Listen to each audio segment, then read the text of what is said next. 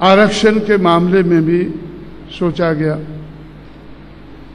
इसलिए 1948 में पहला साल है जब अछूत कहे जाने लोगों में 4 व्यक्ति सेलेक्ट हुए, के.आर. नारायणन और एक चंडाल,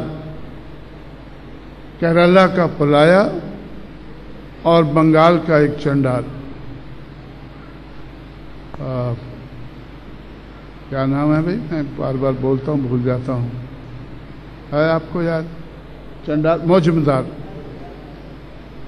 बंगाल का चंडाल जिसका नाम मौजूमदार है, आज भी जिंदा है, मेरे से कभी कभी मिलता रहता है, और के.आर.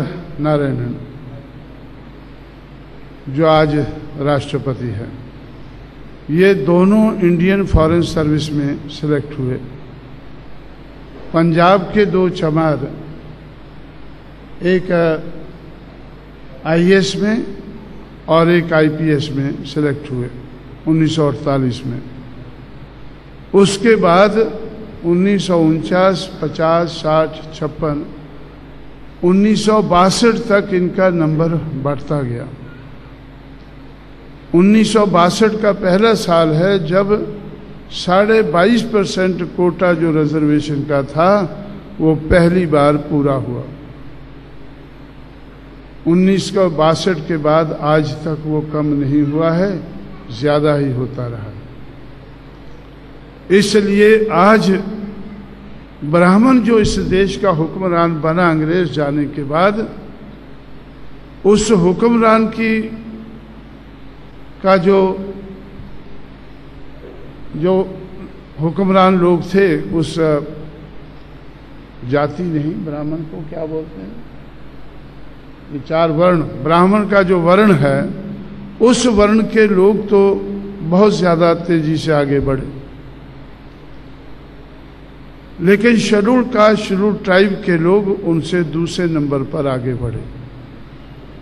आज 30 लाख से ज्यादा पढ़े लिखे कर्मचारी हैं जिनको पढ़ने लिखने का मौका ही नहीं मिला, बल्कि जो बाबा साहब अम्बेडकर ने संविधान लिखा उसमें सहूलतें भी मिलने लगी।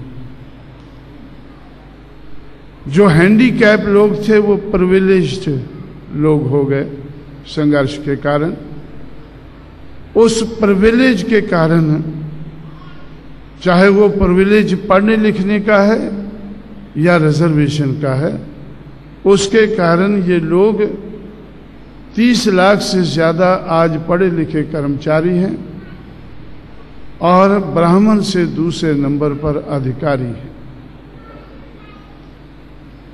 तो आज नहीं, आज से लगभग 20-25 साल पहले जब मैं पूना में था तो मुझे ऐसा लगा, उस वक़्त ये लगभग 15 लाख इनकी संख्या होगी।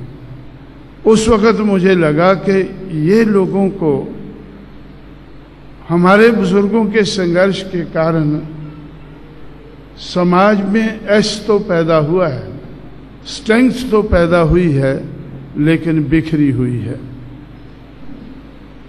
15 लाख एजुकेटेड एम्प्लॉइज ये पढ़े लिखे हैं, इसका मतलब इनका दिमाग है, इनके पास कुछ दिमाग है, इतना दिमाग है कि कुछ समझने लायक बने हैं, और उनमें से कुछ टीचर भी बने हैं, समझाने लायक भी बने हैं। इनके पास दिमाग है। और मैं जब कभी दिल्ली जाता था तो दिल्ली में मुझे 2 डायरेक्टर मिलते थे जो प्लानिंग कमीशन में शेड्यूल कास्ट के थे, डायरेक्टर थे प्लानिंग कमीशन में। तो उनसे मैं मिलकर सोचता था, और सोचते सोचते मैं उनसे कहने लगा कि भाई आप लोगों के पास हुनर है, आप लोगों के पास बहुत डेटा है, बहुत हुनर है, और उस हुनर का इस्तेमाल करके आप देश के लिए प्लानिंग बनाते हैं,